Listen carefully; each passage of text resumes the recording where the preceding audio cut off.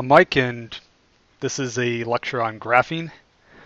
You can see the structure over there. It's kind of a two-dimensional thing.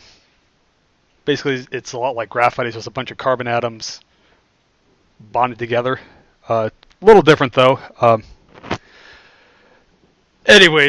So some significant material properties that dictate its use. It's high tensile strength, lightweight, highly conductive, and biocompatible. Just to kind of show how lightweight it is, there's a graphene aerogel on the right that's sitting on a flower, not bending it at all. So that was kind of cool. Well, it kind of looks like one of those snakes things, I think. But yeah. Anyways, some typical applications: electronics and tissue engineering. It's a relatively new compound. It was pretty much discovered in like 2004, I believe, and the people who discovered it got a Nobel Prize for it in 2010. Alright, so the material properties. For additive manufacturing, it's usually used as an additive, so they can vary greatly depending on what it's mixed with. A couple of papers and vendors will be talking about have different applications, so the properties in here are listed up there. For like a conductive filament, they have 0 to 100 ohms per meter. You can see the densities and strength of the different aerogels. Pure graphene has a much higher or much better material properties. It's the most conductive material known so far. It's 1 times 10 to the minus 8th ohms per meter. So it's an order of magnitude better than everything else. It's incredibly light. It says it's 77 milligrams per meter squared. Like I said, it's a 2D structure, so they kind of measured it in these as a sheet. But you translate that into 3D bulk, it's about 1.5 to 2 grams per cubic centimeter, which is about the same as graphite. Modulus is 100 terapascals. One. But like I said, it's 3D printing stuff, so kind of concerned about using it for 3D printing. And there's a company out there called Graphene 3D Labs, which makes a graphene filament based out of Calverton, New York. It is rather expensive, $335 per kilogram. I believe they sell it in 0.2 kilogram pieces that are 67. So you probably don't want to use it unless you need to. Anyways, and the big thing they have it there for, or they sell it for, is as a conductive plastic. They say the conductivity is 100 ohms per meter, and just to give an example of where that falls, since I'm not an electrical guy, so kind of need some ways to quantify it. So water is like 300 to 200, silicon 600, wood's 100, well 1 times 10 to the 14th. Lower numbers are better, obviously, so this is somewhere around the conductivity of tap water. And some applications for it. This is one from the company. They printed a battery with it. And there's a video here if you guys want me to put that on. So there's the founder of this company is a Russian guy, so he looks you see him down there.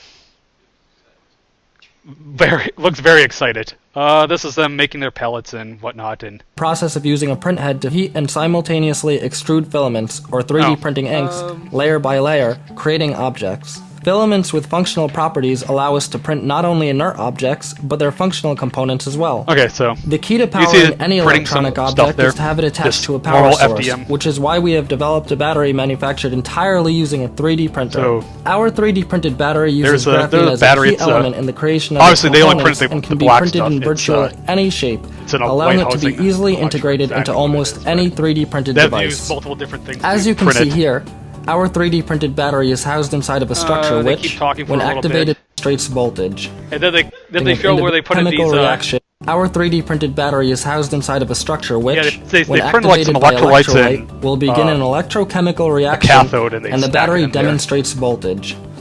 It is important to note that while our process required the separate printing of individual components, with the development of a true multi-material 3D printer, it will be possible to print this entire object in one single print. Now, as you can see, we are able to clearly demonstrate the voltage of our 3D printed energy source using a multimeter, and the battery functions as it should. In fact, our battery reaches the same voltage as a commercially available AA battery. The final step of any project at Graphene 3D is to extensively test our materials, ensuring that they meet our expectations. At our in-house materials testing laboratory, we are able to confirm a range of important characteristics, including viscosity, they said it was around that of a double. Fantastic. So, like I said, battery, they printed it. Obviously, it's not the most practical thing. You can see that it's bulky. It's not the best battery in the world, and it probably cost them a boatload of money to make. But the potential's there for other things you can do with that. I'm sure you can imagine printing a battery into some kind of use for that. So for our research study, first one is emulsifier-free graphene dispersion with high graphene content for printed electronics and freestanding graphene film. And what these guys were really looking at was seeing if they could just make a better form of graphene for printed electronics. The pictures in the lower right are just some different things that they printed with it for their electrical test. And in the right-hand side is some uses they have for it. There's a film that they made, and they put it in a light bulb. They literally said in the paper as a fun experiment, just to see if they could do it. Right, so to make a graphene film, there's 3 ways to do it. The traditional way is suspending flakes and filtering them through a vacuum, which is fairly slow. Another way could be, way is adding functional groups to it, so you can disperse it in some kind of solvent like alcohol or water. But they said most of those ways of putting those on seem to limit the concentration of it or use toxic agents that need post-treating. So these guys came up with a different way to make it, and they take graphite oxides to graphene oxide, then thermally reduce it, and they run it through a HPH, which is high pressure homogenization. Sounds like it's just a bunch of holes that are a uniform size, and they put a high pressure behind it, and everything comes out the same and mixes together. I'm not super familiar. They had a mixture with a high graphene content, and they wanted to see if they could print some parts with it. So they used a printer that was used for 3D bioplotting, and what it's usually used for is printing scaffolds for tissue engineering, but they put this solution in here to see if they could make some stuff. First thing they wanted to know is, does the method actually work, and how does it affect the electrical properties of the printed material? And it does work. They were able to print parts with it. In the material properties, you can see these guys down here are the printed films, and these are the ones that they made, or the films they made with a binder. So electrical conductivity is what you're looking at, and they're in Siemens per centimeter, so the bigger the number, the better. The stuff with binders, you can see they're on the order of 0.3. Just pure graphene made with the traditional method is around a 16. So the stuff they made was not quite as high, only 8 to 10, but still at least an order of magnitude better than items printed with a binder. And the second research study was highly compressible 3D periodic graphene aerogel microlattices.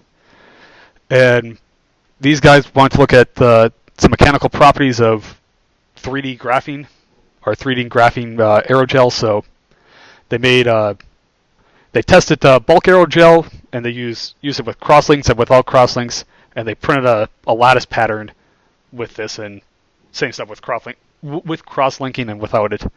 And this is just a picture on the lower right of the actual lattice they made. Pretty small, it fits on a quarter, and just some different magnifications on it. Like I said, they want to compare the results. So you can see this guy right here and this guy are the two that are printed without cross-linking. This is the lattice structure, and this is without it. So it's a little bit weaker, which it's a lattice structure, so it's a lot less material in it, which kind of makes sense. But they noticed that they noticed that it really improves deformation. It really deforms or return after it gets stressed. It returns back a lot better. And these lower ones here are just with cross-linking. And the big thing they noticed was when you deform the bulk material to 50% and relax it, you have about 10% deformation. When you do it with the lattice structure, like I said, you get slightly lower forces, but a lot better, or it improves the deformation. I would just ignore these top two. They're just more compression tests that they were running, really not all that interesting. But like you pointed out, that those were kind of done with, those weren't really accounted for the mass difference against it. So this graph down here in the lower right, that does account for it. So they plotted the density and I think it's a modulus, right? Yeah. So these lines right here is with the lattice structure, and this is just normal bulk aerogel. So you got about an order of magnitude improvement on, I guess I would call it a specific modulus.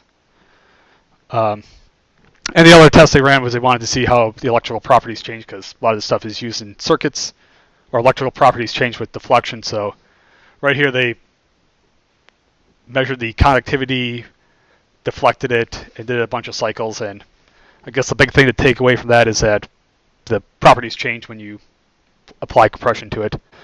That's all I got. Questions?